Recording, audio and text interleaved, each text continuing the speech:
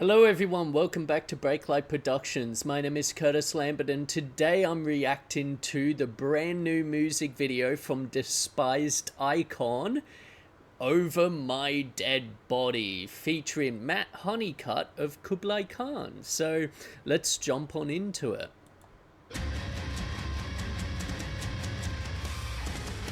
Ooh, cool little house.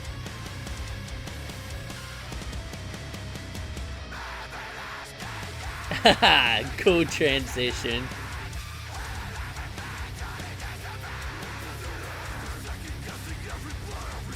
Hell yeah, nice Dutch angle. Ooh, rolling over, nice. Ooh.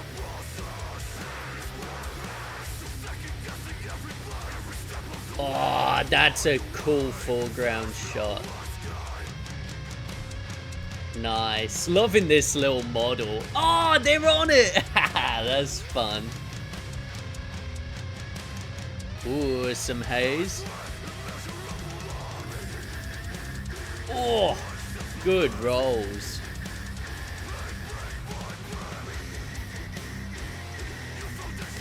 I'm so happy Despised Icon is back.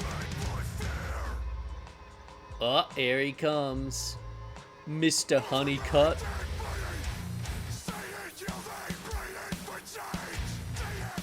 Ah, hell yeah. Awesome top-down shot. Ooh. Interesting camera rolls there. Very interesting.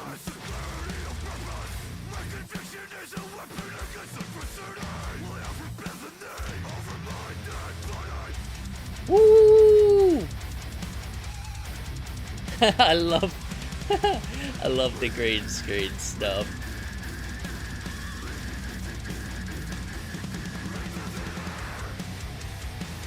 Hell yeah!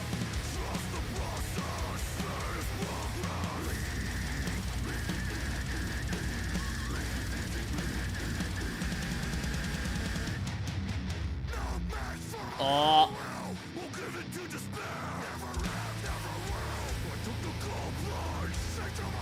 Hell yeah.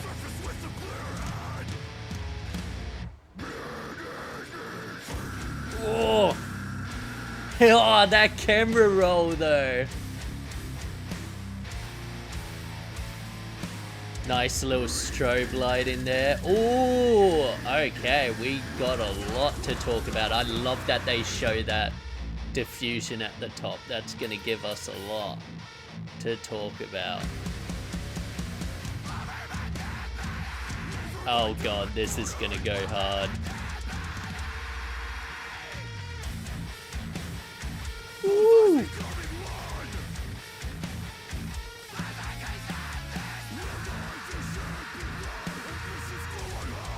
Hell yeah! Ah, oh, the camera shake. Oh, another roll.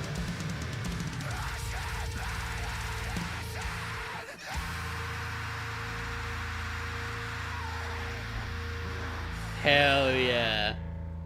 That is sick. Oh, that video gives us so much to talk about. That makes me so happy. Alright, let's break it down. So first off, I love this little like model house they've got. It's so fun. Like, and a lot of people don't realize just how much like you can do with like just little toy models and like, you know, how do I put this into words? Like once upon a time, a lot of VFX shots were just little models that, you know, if you get the right angle and you do it the correct way, like that, if you want, let's say, a big aerial shot of a house, like once upon a time, you'd do that with, you know, a model house if you didn't have access to you know, like a helicopter or whatever, or maybe that house how you want it exactly doesn't really exist. We see this a lot with the Lord of the Rings, where they build like this model Minas Tirith to get their like aerial compositions.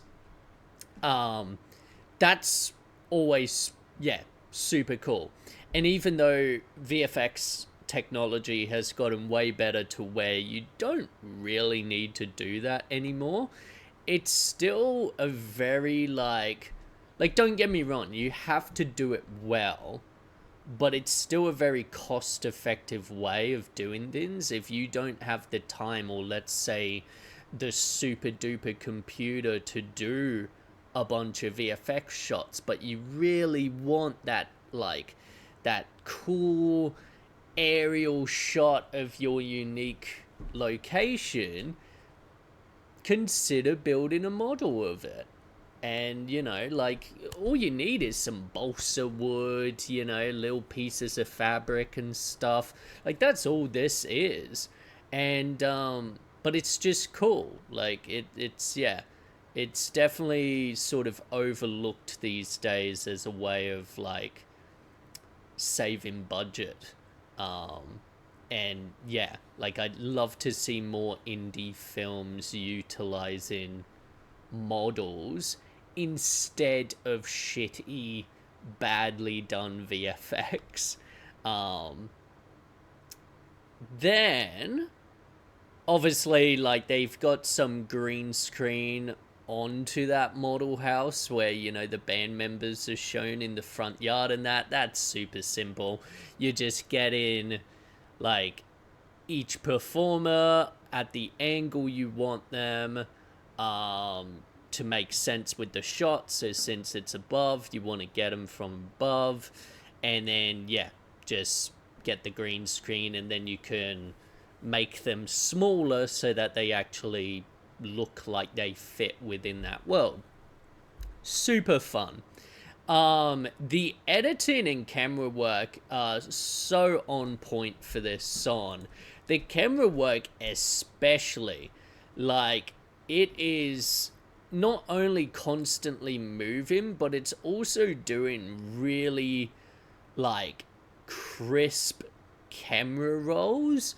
Now, at first, you know, especially with what we've seen in the past, my brain immediately goes, that's probably done in post-production or whatever. Like, a lot of these zooms would probably be done in post-production. But there's some stuff, like, especially towards the end, where the camera rolls it's doing are so, like, robotic, and then, like it could be post-production camera rolls, don't get me wrong, but there's just part of me that's like, I don't know, like, it makes me feel like this was on a like a jib arm or a crane, and you can get motorized ones where someone with a remote is like controlling, just like you would a drone, the like angles and all of this of the camera. It almost makes me feel like that's what they were doing here, which would make sense because this is on a set. So it's a fully built set. This is the type of environment where, like, if you're, you know, the studio behind it, you, like, one of the easiest things to do if you have a studio space is build a set and then buy yourself a crane, or a jib arm or whatever, and then you will literally never need another piece of gear in your life. Oh, you need a tripod shot? Yeah, lock off the crane, now it's a tripod. Oh, you need a slow, like, tracking into the subject? Yeah, just unlock it and push in with it. Now you've got, you know, a sort of dolly, if you will. Yeah, so it really wouldn't surprise me if they've got a crane or jib arm in this in this set, because yeah, it would just make life so much easier. In terms of the 360 shot, it's difficult to say, because yeah, I'm just looking at like there's bits where it holds a Dutch angle. I love the use of Dutch angles in this music video, and it goes like side to side holding that Dutch angle. I think this was on a motorized crane system. But anyway, those 360 shots where it's sort of in the middle of the band, you could just have that on a motorized like tripod system or something, a motorized head, so that it's just spinning around. Obviously you can do it with like different types of cameras as well. Like you've got 360 cameras, you've got like, yeah, like I can get even the camera that I'm filming this on right now, like it can do a full 360 tracking around, and you can set the speed and stuff, because it's just a little OBS bot. But I feel like to get the quality to match, you would just have this on a motorized gimbal head, like the actual camera, and just have it spinning around. And so long as everyone stands equal distance apart, they're going to be in focus, so it's all good. And we do actually, when Matt comes in, we do actually see some wires on the ground coming from the doorway into sort of where this setup would be. Now, those could just be wires for the instruments or whatever, but that doesn't make super sense, because, you know, they'd just be playing along to the song.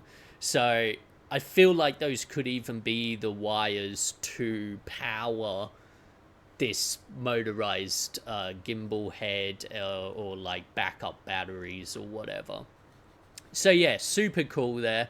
I also just want to shout out, even though it's probably the least, to most people, the least exciting shot, I love this foreground shot where it's the shoe on the pedal in the foreground with the rest of the band in the background.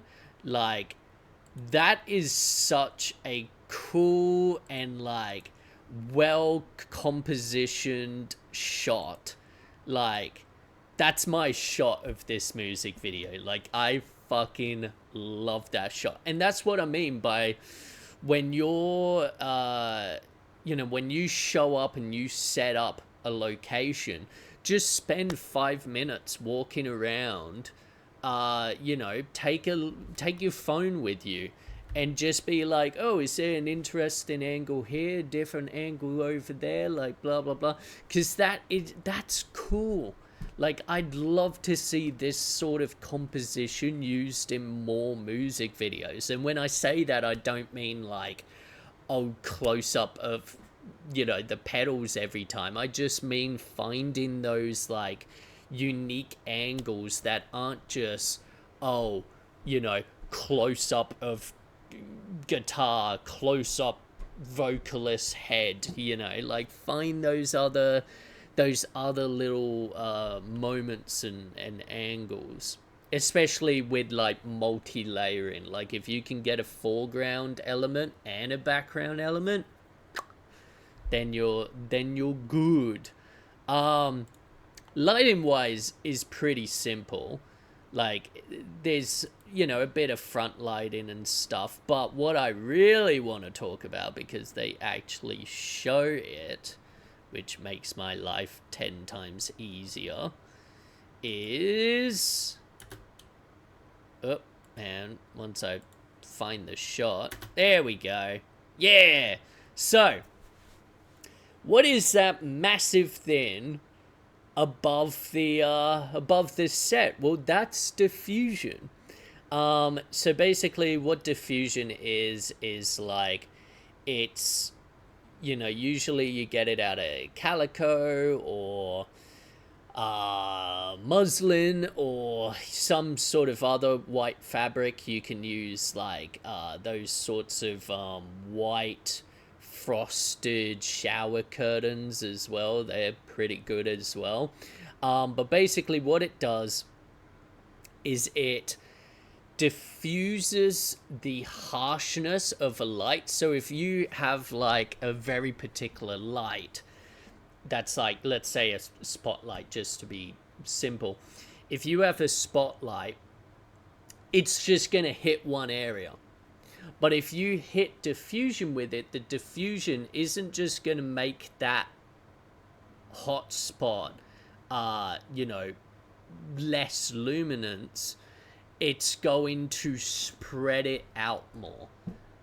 And so basically what you do, like if you want nice balanced lighting across the board, you throw diffusion in front of your lights so that that diffusion spreads the light out more evenly across your subject matter. So for example, not only is this used for lights, this will also be used for the sun.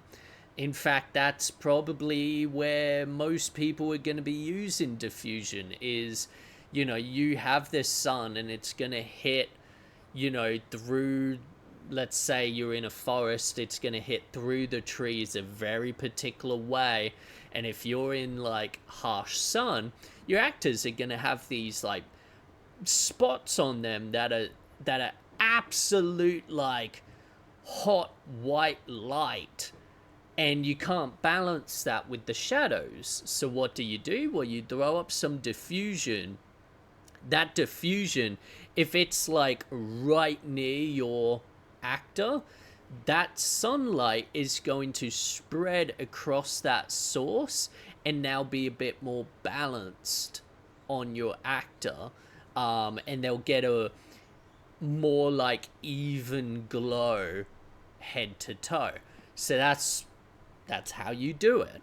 So yeah, super cool seeing that. And this is the reality of having like a set and studio and stuff, is like, look at all this truss. So all of this truss that's set up, holding up that massive diffusion up top, holding up the backdrop as well. Like, it's so cool. And that is honestly the perks of having a studio, is you can set this shit up and then leave it set up. Because honestly, a balanced top light, you're going to use that in 90% of your projects. So you, like, if this is your studio, you don't even need to bring that fucker down. You just leave it up there. Like, in all honesty, yeah. And then, you know, swap out your background, swap out your, you know, props and stuff. We can also see dolly track in the foreground here. So they've got a dolly. Again, wouldn't surprise me if they've got the crane on a dolly system as well. That would actually make perfect sense. We also see a bit of side lighting as well that seems to be mostly on the backdrop.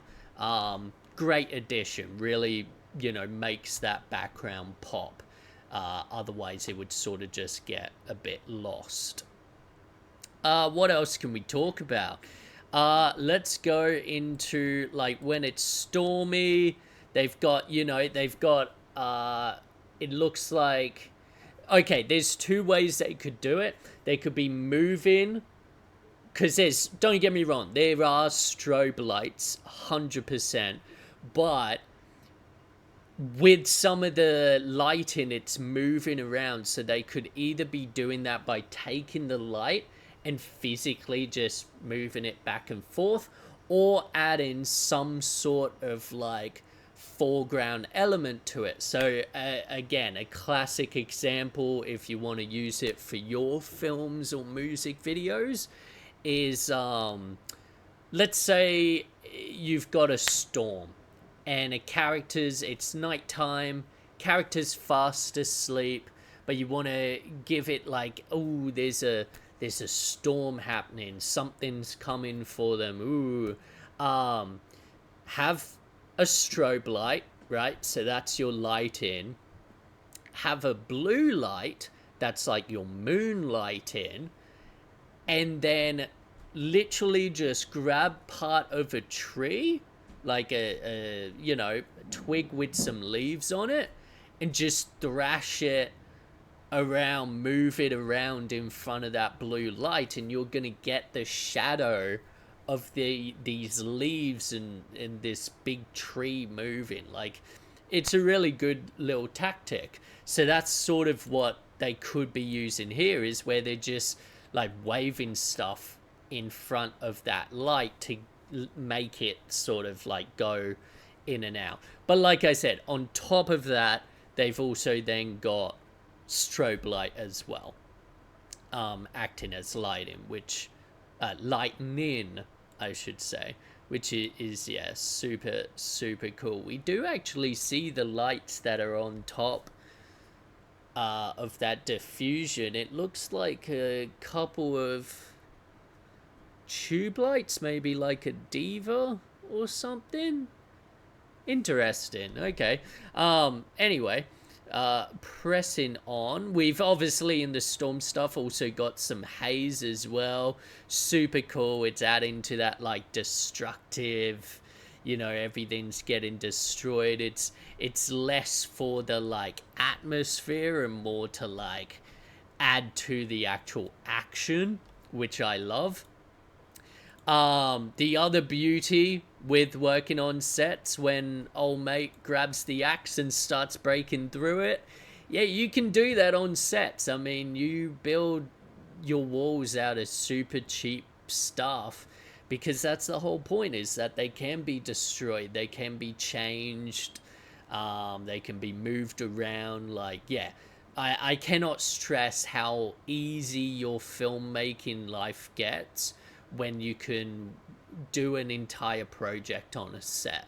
Like, it's literally night and day, where you're not having to deal with like a very particular location. You can just build and move whatever the fuck you want. Yeah, it's so much better. What else? Let's have a look. We've also got these mirror shots. I think the mirror shots were unneeded, in all honesty. Like, don't get me wrong, it's cool, but I'm like, honestly, there's so much else going on in these other scenes that I don't think it was needed. Like, it's cool, but it doesn't really, for me, it doesn't add anything to the piece. I would have loved to have seen like more stuff with the model house and like them being composited in, or like, more of those epic sort of foreground background shots with the pedals and stuff. Like, yeah, I would have liked to have seen a bit more of that than, yeah, those mirror shots. They just sort of didn't feel necessary. Yeah, I think that's enough for this one. Like, don't get me wrong, there's a lot more I can talk about. Like, for example, I will just quickly add, there is clearly a artificial grain put over the top, and the color grade is a really interesting one as well. It's really muted. But, yeah, this was an awesome music video, and it's great seeing ones where they sort of, they break that fourth wall and show some of the film gear, because like I can then actually be like, oh look, that's that thing. So yeah, super cool to see. And yeah, I love Despised Icon. I'm just so happy that they came back after their hiatus and all of that. Like, it's fucking awesome. Like, they make such good music. But yeah, hopefully you enjoyed this as well, and I'll see you in the next one. Ciao.